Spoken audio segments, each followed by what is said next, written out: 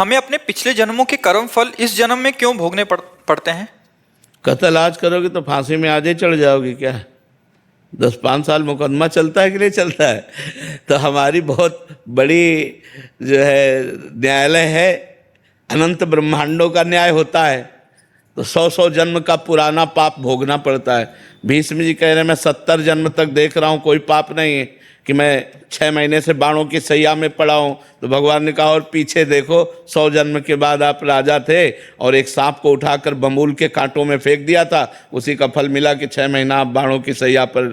तो पुराना, बहुत पुराना भी हमको दंड भोगना पड़ सकता है, क्योंकि हमारी बहुत बड़ी न्यायालय है। और एक ही न्यायालय है, यहाँ तो कई न्यायालय है ना, हर जिला की न्यायालय है, लेकिन हमारी एक ही न्यायालय है भगवान की। और उस दरबार से जब पास होता है तो किसी गवाही की जरूरत नहीं होती और कोई घूस नहीं चलती और जीव को भोगना ही पड़ता है। अवश्य में वो भोक्तव्यम कृतम कर्म शुभाशुभम। तो बड़ी न्यायालय है, रजिस्टर लेट खुलता है, तुरंत नहीं खुल जाता है, लेट खुलता है, लेकिन जब खुलता है तो हिसाब पक्का होता है। इसलिए होश में रहो। पाप कर्म जो किया वो अंतर ध्यान हो गया और वो तुम्हें समय पर दंड देगा। तो इसलिए पाप कर्म मत करो, अच्छे कर्म करो। लेट इसलिए हो जाती है कि बहुत बड़ी न्यायालय है, अनंत ब्रह्मांडों का हिसाब हमारे भगवान के पास है। गुरुदेव, भगवान सब कुछ भगवान पर छोड़ देना, जो करेंगे भगवान करेंगे, क्या इसमें अपनी भूमिका को शून्य मान लेना नहीं है? ये तो बहुत बड़ी स्थिति अगर ऐसा मान ले तो। पर अहंकारी जीव मान कहाँ पाता है? देहाभिमानी बातों से भले कहे कि सब कुछ भगवान करेंगे, भगवान कर रहे हैं, लेकिन वो अहंकार से अपने को कर्ता और भोक्ता मानता रहता है। अहंकार विमूढ़ आत्मा कर्ता हमिति मन्यते। मैंने ऐसा किया, मैं ऐसा करूँगा, मैंने ये भोगा, मैं ऐसा भोगूंगा, ये मूढ़ता बनी रहती है। तो जब तक ये मूढ़ता बनी रहती तब तक ये स्थिति अगर आ जाए कि शून्य मैं हूँ, मेरे में कोई सामर्थ्य नहीं, सब कुछ भगवान स्वयं बैठ करके कर रहे हैं, या गुणान गुरु वर्तन्ते मनुष्या पार्थ सर्वसा, ये तीनों गुणों के द्वारा हो रहा, मैं करता हूँ, तो ज्ञानी पुरुष है। वो तो बहुत बड़ा ज्ञानी पुरुष है, तो बहुत बड़ी स्थिति है ये। पर ये है नहीं, ऐसा है नहीं। केवल बातें बनाने से स्थिति थोड़ी होती है, साधना से स्थिति होती है। ऐसी स्थिति हो जाए कि अपने शून्य, और जो कुछ हो रहा है सब प्रकृति के द्वारा या परमात्मा के द्वारा हो रहा है। भक्त परमात्मा के द्वारा देखता है, माया प्रकृति जो कर रही है ये ज्ञानी देखता है। बस दोनों बच गए। जब तक कर्ता और भोक्ता भाव तब तक अवश्य में भोक्तव्यम कृतम कर्म शुभाशुभम। शुभ और अशुभ कर्म दोनों से भोगने होते हैं। समझ में आ रहा है? हाँ, ऐसा कहाँ मानता है कोई? केवल वाणी से बोल देते हैं सबके भगवान के द्वारा हो रहा है, ऐसा कहाँ मानता है कोई? और जब मान लेगा भगवान के द्वारा हो रहा है तो फिर वो जीवन मुक्त महापुरुष हो जाएगा, क्योंकि सब हो तो भगवान के द्वारा ही रहा है। तुम्हारे द्वारा सृष्टि रची गई है क्या? ये आकाश तुमसे है क्या? ये शरीर तुमसे है क्या? ये आँख तुमसे बनी है क्या? तो तुम क्या हो? कुछ नहीं। तो यहाँ जो संचालन हो रहा है वो यंत्रारूणानि मम माया। कठपुतली कहे मैं बहुत अच्छा नाच लेती हूँ, तो बेवकूफ़ी है। वो नचाने वाला जैसा नचा रहा है वैसा नाच रहा है। समझ, उमादार जो सिद्ध की नाई समय नचावत राम गोसाई। सब भगवान जैसे चाहते हैं वैसे नचा रहे हैं।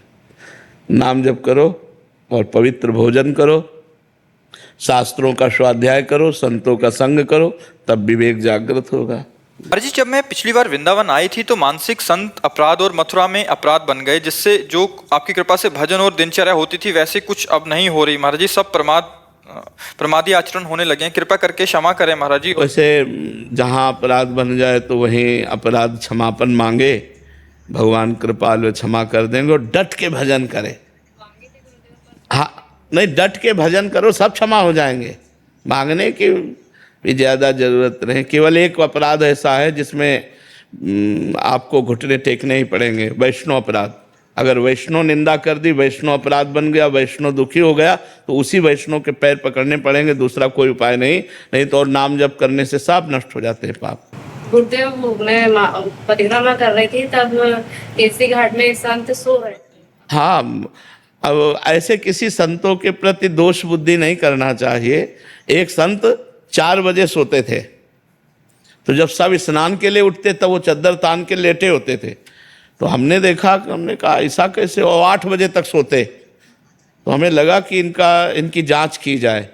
तो जांच किया, तो जब सब सो गए तो आसन में वो बैठ गए और रात भर भजन किया। जब सबके जगने का समय आया तब सो गए। अब ज्यादातर लोग उनको यही कहते थे पड़े पड़े सोता रहता है, 4 बजे से 8 बजे तक 4 घंटा सोए, पूरी रात भजन किए। तो संतों को पकड़ पाना कठिन है। अब वो पता नहीं कब कितना भजन किए हैं, कितना जगे हैं, वो कैसे सो रहे हैं, कै दिन के भूखे हैं, क्या कर रहे हैं, मतलब अलग अलग संत। मान लो कोई बांट रहा है, अब कोई संत भूखा और दे दो, पता नहीं कै दिन का भूखा संत है, वो मांग रहा है, ले भैया आप ले लो। जो अगर मांग रहा है तो उसे हम दे देते हैं। वो सो रहे हैं तो उनको मानसिक प्रणाम कर लेते हैं। जरूरी थोड़ी वो दिन में सो रहे हैं तो रात भर भजन किया, आपने रात में थोड़ी देखा है कि वो भजन किए कि नहीं किए। हम किसी संत पर ऐसा दोष दर्शन ना करें, क्योंकि कौन कहाँ किस गति के से विचरण कर रहा है हमें पता है। किसी महापुरुष के प्रति अपराध बन गया तो सारे पुण्य नष्ट हो जाएंगे। हाँ, इसलिए सावधान रहना चाहिए। नाम जप करो और मानसिक उन्हीं संतों के चरणों में प्रणाम करके क्षमा याचना कर लो। कौन करता है सुख में सुमिरन? सुख में सब बावरे बन करके भोगों में लगे हुए हैं, सुमिरन कहाँ कर रहे हैं? सुख में सुमिरन कहाँ कर रहा है? सुख में यदि सुमिरन करे तो दुख काहे का होए? सुख में यदि सुमिरन करे तो दुख काहे का होए? दुख क्यों हो जाए? अगर सुख में सुमिरन कर रहा है तो फिर तो उसका चकाचक आनंद में मंगल में दिशाएं होंगी। भाव को भाव अनक आलसहु, नाम जपत मंगल दिश दसहु। भगवान उसका सर्व मंगल कर देंगे। जो हर स्थिति में भगवान का भजन करे तो सुख में फूल करके भूल जाते हैं प्रभु को, और जब दुख आता है तब बिललाते हैं। विषाद, नाना प्रकार की चिंताएं, शोक ये घेर लेती हैं। इसलिए हमें चाहिए सुख में एक एक सेकंड व्यर्थ न जाने पावे। खूब राधा राधा राधा राधा नाम जप करो तो दुख को जीत जाओगे आप। दुख आने पर आप परास्त नहीं होगे। महाराज जी, मैं सुखी होती है तो बहुत अच्छा सिमरन चलता है, लेकिन परेशानी होती है तो बहुत पूजा पाठ हट जाता है। बिल्कुल सही सुमिरन नहीं चलता है। जब सुख में सुमिरन चलेगा तो परेशानी में तो डबल चलेगा। अभी सही पटरी पे गाड़ी नहीं है। सुख में सुमिरन धीमा चलेगा तो दुख में सुमिरन रफ्तार से चलेगा, क्योंकि प्रभु के सिवा कोई दुख मिटाने वाला है नहीं।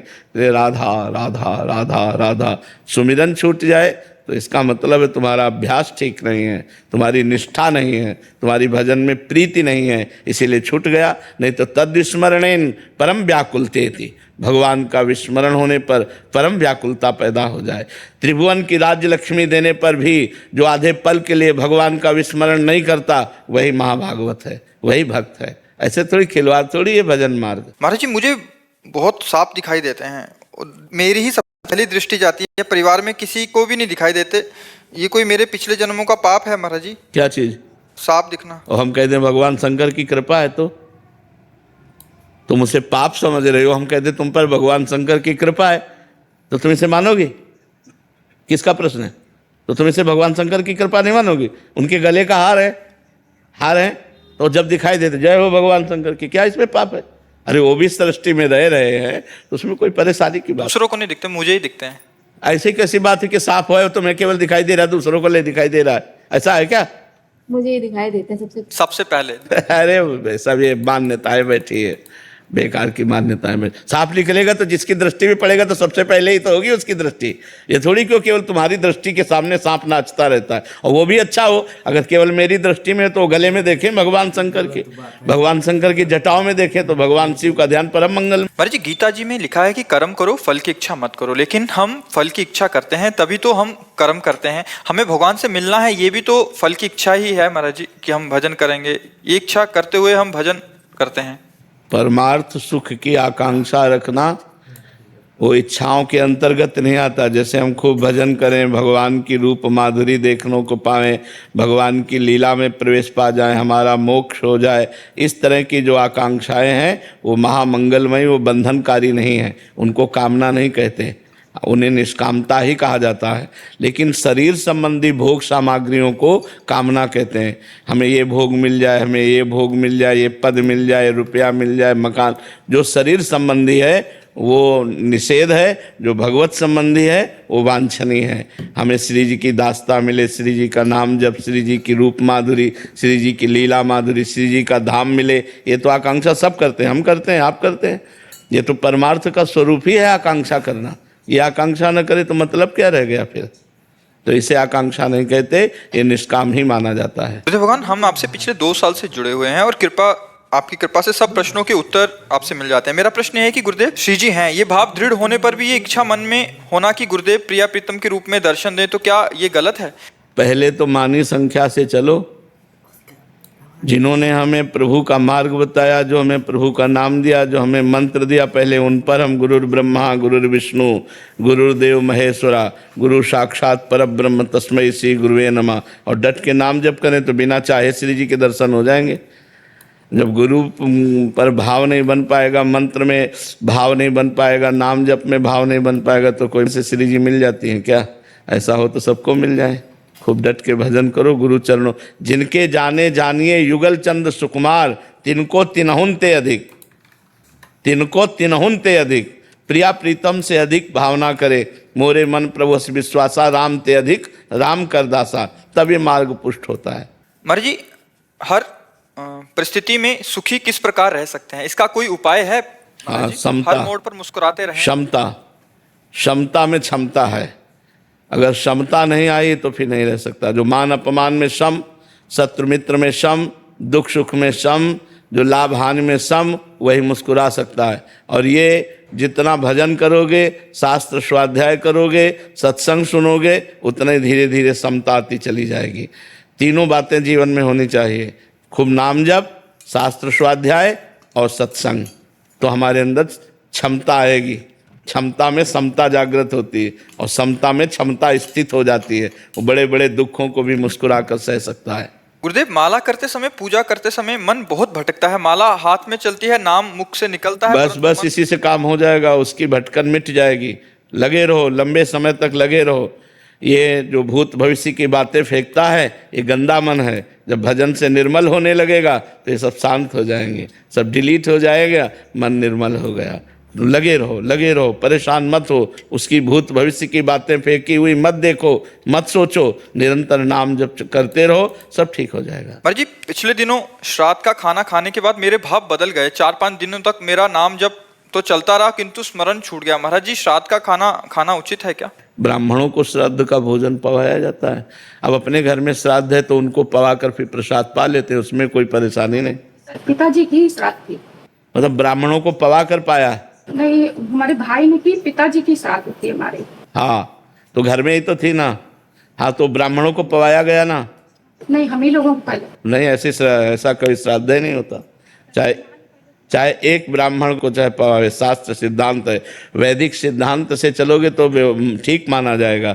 अगर सरकारी काम में थोड़ी भी त्रुटि हो जाए तो बात बिगड़ जाती है। ऐसे भागवतिक कार्य है। अगर श्राद्ध पिता का किया था तो चाहे एक ब्राह्मण बुलाते, वैदिक ब्राह्मण बुला के उसके पैर धो के, उसकी आरती करके, उसको आसन पे बैठाल कर, उसको पवा कर फिर पाइएगा। सिद्धांत है तो सिद्धांत के अनुसार चले। श्राद्ध जो किया जाता है उसमें एक ब्राह्मण 1, 11, 21, 101, 151 जितनी सामर्थ्य पर एक से शुरू होता है, तो एक ब्राह्मण तो बुला ही सकते हैं ना। दक्षिणा दे दी, भोजन पवा दिया, जय हो महाराज आपकी। तो ऐसा जो हमारी शास्त्रीय सिद्धांत है उसके अनुसार चलोगे तो वैसे ही लाभ मिलेगा। मनमानी करोगे तो मनमानी है। पर जी, हम यहाँ एक भागवत कथा का श्रवण करने आए हैं। व्यास जी महाराज जी ने कहा कि सृष्टि से पहले भी परमात्मा थे, सृष्टि के अंत में भी, और जो बीच में वो भी परमात्मा है। महाराज जी, पर एक परमात्मा दूसरे परमात्मा के साथ छल कपट द्वेष ऐसा क्यों करता है? आप देख रहे हैं परमात्मा है, बस इसीलिए आपको छल कपट दिखाई दे रहा है। जो क्रिया को देखता है वो अज्ञानी है, जो कारण को देखता है वही ज्ञानी है। उस क्रिया का परम कारण क्या है? जब हम कारण पर आएंगे तो उस क्रिया का कारण तमोगुण है। तमोगुण का कारण क्या है? मूल प्रकृति।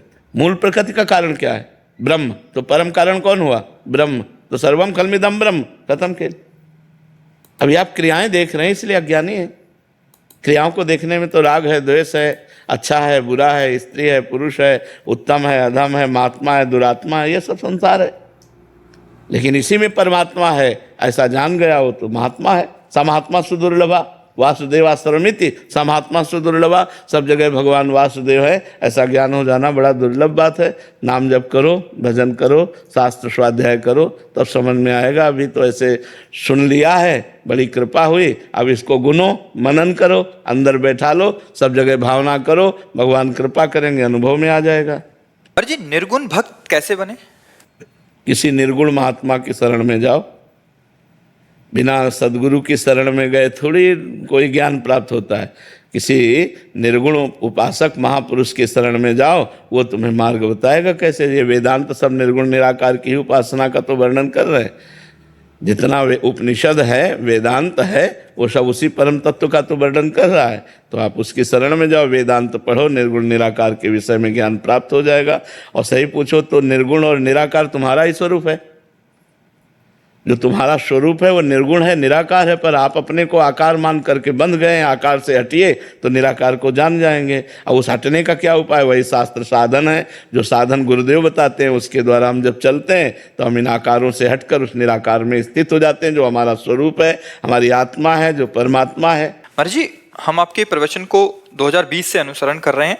महाराज जी, आपने बार बार कहा है कि कोई भी महान साधक तभी बनता है जब वो भगवान शिव की आराधना करता है। कृपया कर मुझे बताएं कि मैं सर्वप्रथम शिव जी की आराधना करूं या अभी श्री जी की, राधा रानी की करूं, ताकि मेरे को भक्ति प्राप्त हो सके। वैसे हमारी तो प्रार्थना, पहले भगवान शंकर की आराधना करो। जा पर कृपा न करें पुरारी, सो न पाओ मुनि भगति हमारी। औरो एक गुपुत मत सबई कहो कर जोरी, शंकर भजन बिना नर भगति न पावे मोरे। तो प्रथम तो देवाधिदेव महादेव की आराधना करो। उनकी आराधना से ही भगवान की प्राप्ति होती है। श्री जी की तरफ मन लगता है। जैसा हम पर कृपा हुई तो महादेव की ही कृपा से मार्ग मिला है। कौन सा नाम जप करें? सांब सदाशिव, सांब सदाशिव। महाराज जी, जब से आपको सुना है तब से निरंतर नाम जप करता हूँ, लेकिन अब मन की स्थिति ऐसी हो गई है कि ना हंसने का मन करता है, ना रोने का, ना खुश ना दुख, ना किसी को सुनने की इच्छा होती है, ना किसी को सुनाने की इच्छा होती है। ये कैसी स्थिति है महाराज जी? कुछ गलत हाँ, तो नहीं, ठीक है, अच्छा है, बस शांत रहो। नारायण हरि भजन में ये पांचों अनुसुहात, विषय भोग, निद्रा, हंसी, जगत प्रीति, बहुबात, इनमें कमी होने लगे तो समझ ले भगवान की भजन का फल हमें मिल रहा है। भागवतिक वृत्ति बढ़ रही, गंभीर रहे, शांत रहे। महाराज जी, बहुत प्रयास करने के बाद भी मन में दूसरों के प्रति दुर्भावना आ जाती है। महाराज जी, इससे कैसे बचें? हमारा तो एक ही उपाय है, जितना नाम जप करोगे हृदय पवित्र होगा, सद्भावना आ जाएगी, दुर्भावना का नाश हो जाएगा। देखो, जब तक भजन नहीं होगा तो कुछ नहीं होने वाला। चाहे पूरे वेद कंठस्थ कर लो, स्थिति नहीं आने वाली। स्थिति आएगी भजन से।